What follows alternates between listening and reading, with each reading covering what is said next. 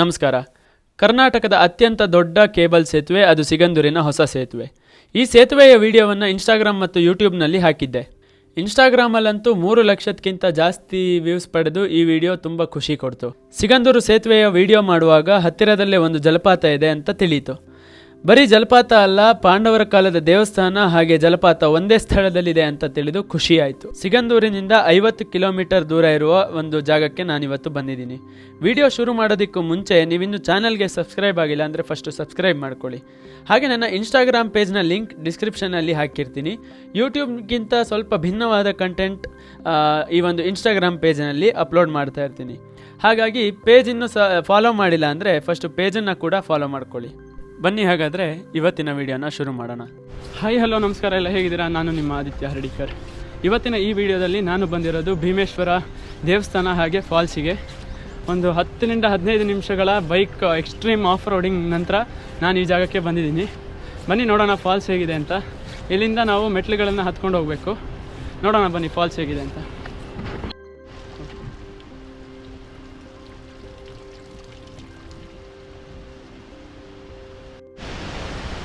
So actually ಇಲ್ಲಿಂದ ನಾವು ಸ್ಟೆಪ್ಸ್ಗಳನ್ನು ಹತ್ಕೊಂಡು ಹೋಗಬೇಕು ದೇವಸ್ಥಾನಕ್ಕೆ. ಫಾಲ್ಸ್ ಕೂಡ ದೇವಸ್ಥಾನದ ದಾರಿಲೇ ಸಿಗುತ್ತೆ. ಇಲ್ಲಿಂದ ಒಂದು ಜಾಸ್ತಿ ಸ್ಟೆಪ್ಸ್ ಇಲ್ಲ ಅನಿಸುತ್ತೆ, ಬಟ್ ಸ್ಟಾರ್ಟಿಂಗ್ ಇಲ್ಲಿಂದನೇ. ನೋಡೋಣ ಬನ್ನಿ.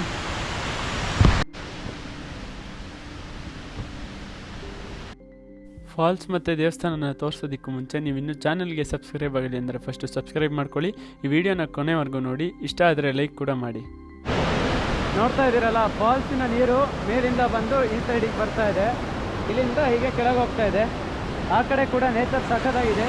ಈ ಕಡೆ ಫಾಲ್ಸ್ ಮೇಲಿಂದ ಬರ್ತಾ ಇರೋದ್ರಿಂದ ಸೌಂಡು ಸಖತ್ತಾಗಿದೆ. ಸೊ ಈ ಬೋರ್ಡಲ್ಲಿ ಬರ್ತಿದೆ ಭೀಮಲಿಂಗೇಶ್ವರ ದೇವಸ್ಥಾನ, ಶ್ರೀ ಕ್ಷೇತ್ರ ಭೀಮೇಶ್ವರ, ಸಾಗರ, ಶಿವಮೊಗ್ಗ. ಇಲ್ಲಿಂದ ನೋಡಿ ಫುಲ್ ಮೇಲೆ ಹತ್ತಬೇಕು. ಸಿಕ್ಕಾಪಟ್ಟೆ ಜಾರುತ್ತೆ ಮೆಟ್ಲು. ನಮ್ಗೆ ಇವಾಗ ಫಸ್ಟ್ ಸ್ಟೆಪ್ ಇಡ್ತಾನೆ ಗೊತ್ತಾಯಿತು, ತುಂಬ ಜಾರುತ್ತೆ. ನೋಡ್ಕೊಂಡು ಹತ್ತಬೇಕು, ಅಂದರೆ ಫುಲ್ ಕಲ್ಲು ಚಪ್ಪಡಿ ಇರೋದ್ರಿಂದ ಜಾರುತ್ತೆ.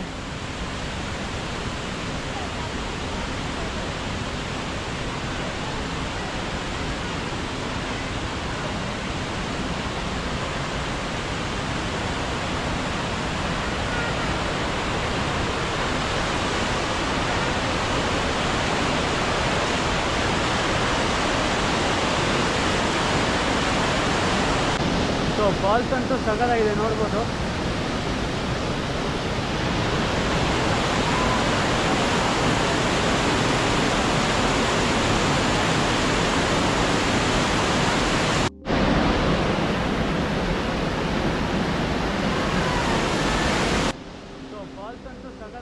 ನಾನು ನಿಮಗೆ ಮತ್ತೊಂದು ಸಲ ನೆನಪಿಸ್ತಾ ಇದ್ದೀನಿ, ನೀವು ಇನ್ನೂ ಚಾನಲ್ಗೆ ಸಬ್ಸ್ಕ್ರೈಬ್ ಆಗಿಲ್ಲ ಅಂದರೆ ಸಬ್ಸ್ಕ್ರೈಬ್ ಮಾಡ್ಕೊಳ್ಳಿ.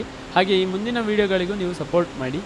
ಈ ಒಂದು ಜಲಪಾತದ ಹಾಗೆ ದೇವಸ್ಥಾನದ ಬಗ್ಗೆ ಆದಷ್ಟು ಮಾಹಿತಿಯನ್ನು ತಿಳಿಸೋ ಪ್ರಯತ್ನ ಅಂತೂ ನಾನು ಈ ವಿಡಿಯೋದಲ್ಲಿ ಮಾಡಿದ್ದೀನಿ. ನೋಡಬಹುದು ಜಲಪಾತ ಎಷ್ಟು ಚೆನ್ನಾಗಿ ಕಾಣಿಸ್ತಾ ಇದೆ ಅಂತ. ಆಚೆ ಈಚೆ ಬಂಡೆ ಮಧ್ಯದಿಂದ ಜಲಪಾತ ಧುಮ್ಮಿಕ್ತಾ ಇದೆ. ಪಕ್ಕದಲ್ಲೇ ದೇವಸ್ಥಾನ ಇದೆ, ಅದಕ್ಕೆ ಕೂಡ ಕರ್ಕೊಂಡು ಹೋಗ್ತೀನಿ ಬನ್ನಿ. ಅದಕ್ಕಿಂತ ಮುಂಚೆ ಒಂದು ವಿಚಾರ, ನೀವು ಯಾವುದೇ ಜಾಗಕ್ಕೆ ಹೋದಾಗ ಆದಷ್ಟು ಪ್ಲಾಸ್ಟಿಕ್ ಬಳಕೆಯನ್ನು ಕಡಿಮೆ ಮಾಡಿ. ಹಾಗೆ ಪ್ಲಾಸ್ಟಿಕ್ ಬಳಸಿದರೂ ಕೂಡ ಅದನ್ನು ನಿಮ್ಮ ಜೊತೆನೇ ವಾಪಸ್ ತೊಗೊಂಡೋಗಿ. ಈ ಪರಿಸರ ತುಂಬ ಅಮೂಲ್ಯವಾದ ಒಂದು ಸ್ವತ್ತು. ಇದನ್ನು ನಾವು ಕಾಪಾಡಿಕೊಳ್ಳೋದು ನಮ್ಮ ಒಂದು ಕರ್ತವ್ಯ ಕೂಡ ಹೌದು. ಆದ್ದರಿಂದ ಈ ಒಂದು ಪರಿಸರವನ್ನು ಇದ್ದಂತೆ ಇರೋದಕ್ಕೆ ಬಿಡಿ. ಹಾಗೆ ನಿಮ್ಮ ಒಂದು ವೇಸ್ಟ್ಗಳನ್ನು ಈ ಪರಿಸರದಲ್ಲಿ ಹಾಕಬಹುದು. ಇದು ಗುಡ್ಡದ ಮೇಲೆ ಫುಲ್ಲು ಮೇಲಿರೋದ್ರಿಂದ ಇಲ್ಲಿ ನೇಚರ್ ಕೂಡ ತುಂಬ ಚೆನ್ನಾಗಿ ಕಾಣುತ್ತೆ. ಹಾಗೆ ಈ ಬದಿ ನೋಡೋದಾದರೆ ನಂದಿ ಮಂಟಪ, ಇದರ ಹಿಂಭಾಗದಲ್ಲಿರೋದು ಫಾಲ್ಸು, ಈ ಕಡೆ ನಂದಿ ಮಂಟಪ ಕೂಡ ಇದೆ. ನೀವು ಈ ಕಂಬಗಳ ಮೇಲಿರೋ ಕೆತ್ತನೆಗಳನ್ನು ಗಮನಿಸ್ಬೋದು. ಹಾಗೆ ಇಲ್ಲಿಂದ ತುಂಬ ಚೆನ್ನಾಗಿ ಕಾಣುತ್ತೆ ನೋಡಿ ನಂದಿ ವಿಗ್ರಹ, ಎಷ್ಟು ದೊಡ್ಡ ನಂದಿ ವಿಗ್ರಹ ಇದೆ ಅಂತ. ಫುಲ್ ಒಂದು ದೊಡ್ಡ ಒಂದು ಕಲ್ಲಿನ ಮಂಟಪದ ಮೇಲೆ ಈ ಒಂದು ನಂದಿ ವಿಗ್ರಹ ಇದೆ, ನೋಡ್ಬೋದು. ತುಂಬ ಚೆನ್ನಾಗಿದೆ ಭೀಮೇಶ್ವರ ದೇವಸ್ಥಾನ, ನನಗಂತೂ ತುಂಬ ಇಷ್ಟ ಆಯಿತು. ಹಾಗೆ ಈ ಬದಿ ಕ್ಷೇತ್ರ ಪಾಲಕರ ಒಂದು ವಿಗ್ರಹ ಕೂಡ ಇದೆ, ಬಂಡೆ ಅಡಿಗಡೆ ನೋಡ್ಬೋದು. ನನ್ನ ಮೇಲ್ಗಡೆ ಇರೋದೆಲ್ಲ ಫುಲ್ಲು ಬಂಡೆ, ಇದೆಲ್ಲ ಫುಲ್ಲು ಬಂಡೆನೇ ಇದೆ. ಈ ಕಡೆ ಕ್ಷೇತ್ರಪಾಲ ಎಲ್ಲ ಒಂದು ವಿಗ್ರಹಗಳು ಕೂಡ ಇದೆ.